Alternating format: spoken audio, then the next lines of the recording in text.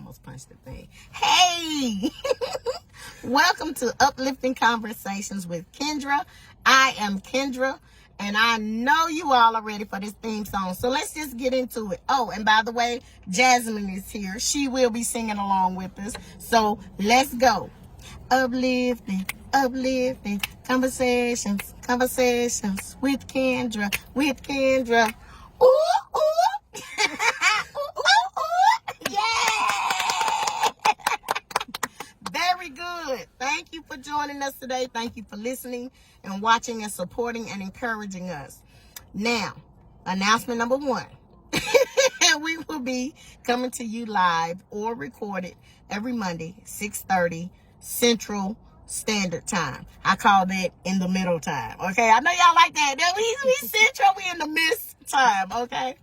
2, what's my other announcement? YouTube channel. Oh yes, please. When you're done watching this video, go to YouTube, look me up under Uplifting Conversations with Kendra, and click on my subscribe button. I got one now. Ain't that something? Ooh, ooh. Would love to see you look us up on YouTube.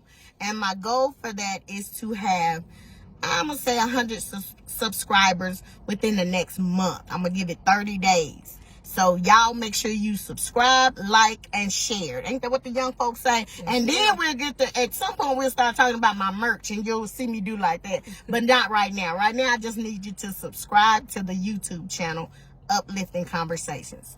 Thank you in advance. Now, today's topic, this is Women's History Month. Now, Jasmine has let me know that because I thought it was Women's Month every month. So I didn't know we had just a special month because I feel like we 365. Women do what we got to do. Amen. However, she wanted me to describe the influence that my mother had on me that led me to doing what I do now. And if you don't know what I do is motivational speaking. And I'm a life coach for the group called WOW, Women of Worth. And we have been together for 6 years now. Oh, wait a minute. We need claps for that. 6 years. So what that tells me is they trust me with their life, with making life decisions, and that I'm still continuing to be transparent. So I'm taking that from their witness. That's not me saying what I'm doing. That's what they tell me and what they show me. That's right. So like I tell the girls at all times, all I have for you is my life experience and God's word. While there are times they don't want either one. They've been around 6 years, so they tell you, they come back and they say, we were mad at you, we're going to cut your head off, but you was telling the truth. So that's just what it is for us. It's a judgment-free zone, and no topic is off limits. So I really would love for you all to join us when you can. And if you want that information, then you need to watch my YouTube video in about, I'll say next week, and I'll give you the information on next Monday. Okay, so now for the topic. Mother. My mother's name was Mamie Alberta.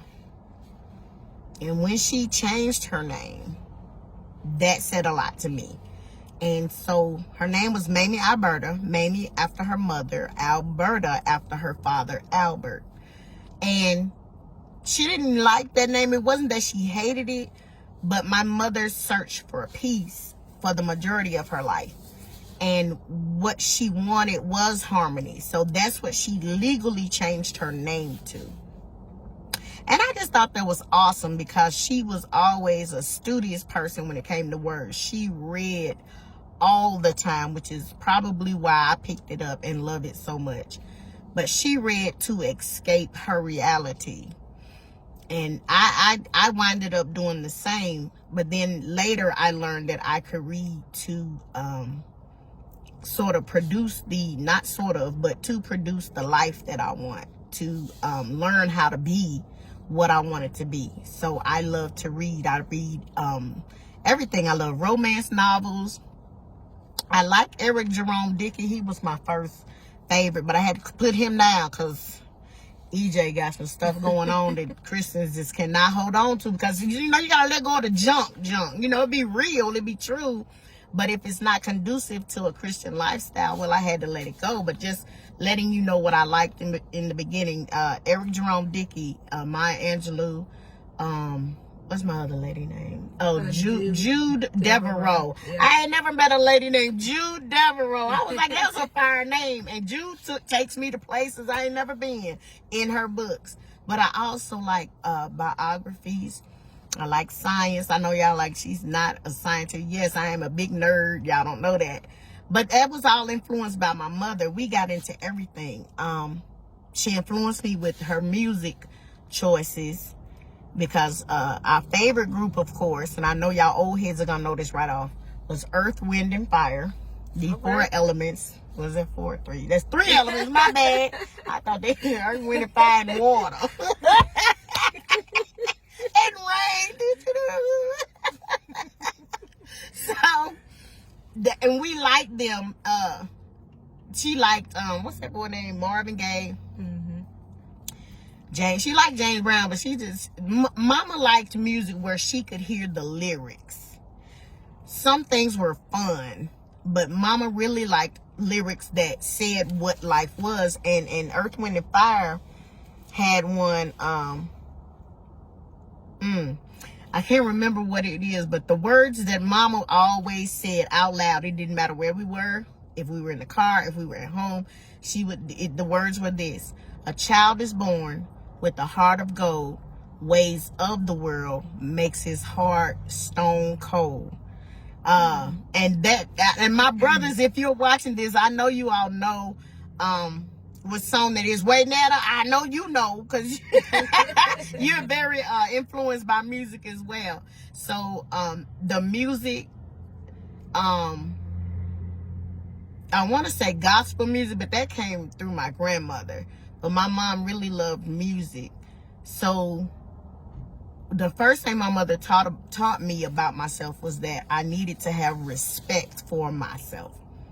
So that is where the self-love and me started, becoming one, even though I didn't know it. She was really trying to head off a few things that had happened to me early in my life that had taught me that I wasn't worth respecting. And I think she knew that, but because of her life as well, my mother talked a lot. You guys think I can talk. Ooh, Harmony can go, baby. So me and her would stay on the phone and fall asleep together on the phone talking. So she talked to me all the time and was very open and honest, because she didn't know how else to be. Because in her lifetime, none of the milestones that were taught, that are supposed to be taught to young women, were taught to her. These are things she learned and experienced on her own. How cycle, having the first baby, trying to be married, what kind of man to look for. She didn't know, because there was no one she could trust to tell her the truth, because she hadn't grown up with that. And of course, that goes back generations where they didn't talk about things because everything was so-called taboo. But therefore, that led my mother to not knowing anything about herself. So being a woman, not knowing anything about yourself and having to teach yourself, my mother decided that when she had a girl, and I was born 4th in a household full of boys, and I love it and hated it all at the same time. But you all can see how I got my pros and cons. But I had them. I had north, south, east, and west protection, because it was my 3 brothers and my mother. And they all looked out for the baby, and that was me. And so, what was I saying? I do that. I lose my thoughts sometimes, y'all. Just keeping it real. Her influence on the music and what she taught you in her self-love. Oh, child. Certain things weren't taught to her. Oh, yes. The things that were not taught. So she had to teach herself. So when I came along, she had vowed that she would not let me just dangle. She would give me the tools to make educated decisions. And she did that. And so I became a very avid reader of everything. So I got my first nurse's book when I was 12, because there were some things I needed to know about the body. Even though it hadn't happened to me, I needed to know what could happen if this occurred. And so the only way she could explain it, anytime my mother didn't know something, she was never a woman to say, I don't know, and leave you. No, she was a woman who said, I don't know, let me research where it is, and I'm going to bring it to you, and then you research out of this information that I got you. So I loved her for that, and that's why even now I tell my children, get the hardback, go get an encyclopedia, go get a dictionary, read it, read up on it. And if you got to read it online, okay, read it online. And now what I say to my kids is, Mama, what is such a Google it? You got the phone, you working better than me, you working my phone, Google it. But when you Google the right information, because Wikipedia is not it. That's not even a real thing. That's not a real pedia. It's not an encyclopedia. Wikipedia is for anybody to put anything on that's just not good. Nevertheless, Harmony Rose Joy made sure I knew I was loved and cared for, and that when things happen in life, she just knew the right things to say at the right time. And it would, and to me, the way she was with me was the way she wanted to be treated. And that's another reason why that's an important practice of mine. Treat people the way you want to be treated, because even when you're being treated poorly or being all out abused, because she had been, you still know how you want to be treated. So God was not mistaken when he put that in the word, because what he's saying is you can choose to retaliate.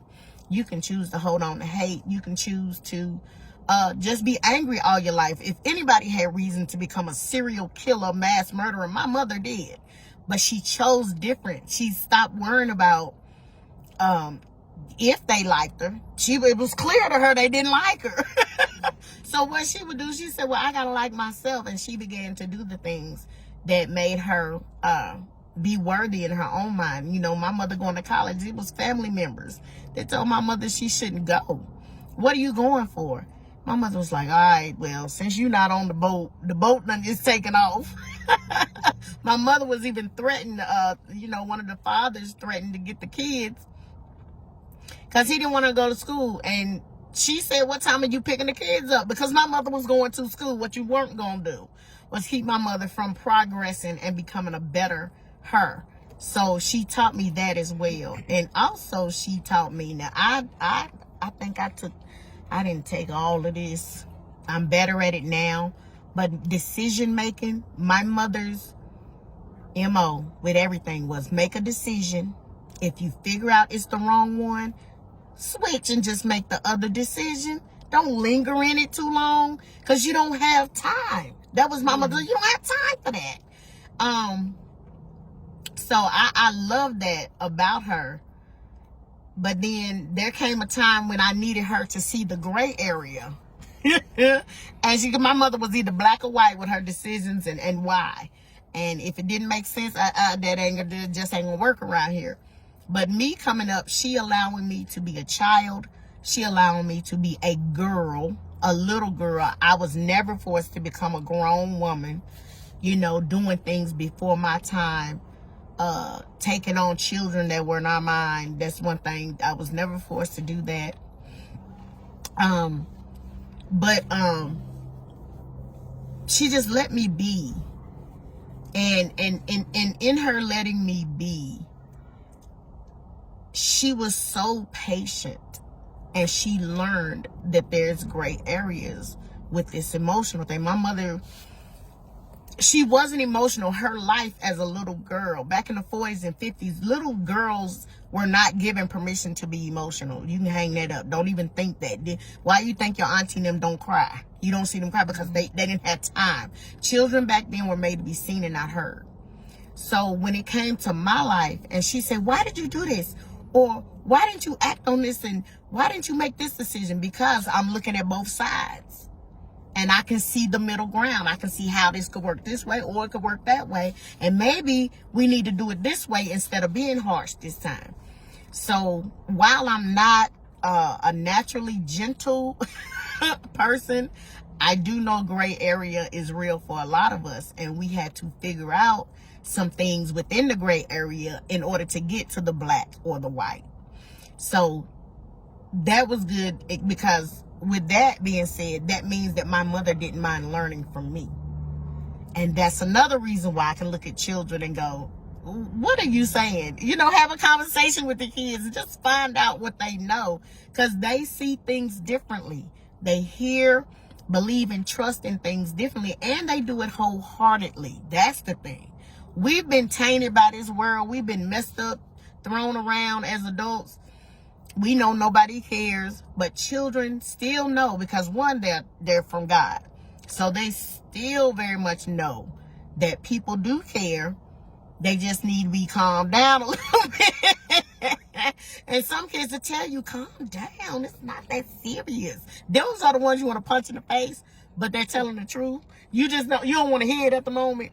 But if we could just humble ourselves and go, okay, maybe I do need to calm down. Baby, what you trying to say to me? Instead of scaring the life out of the children.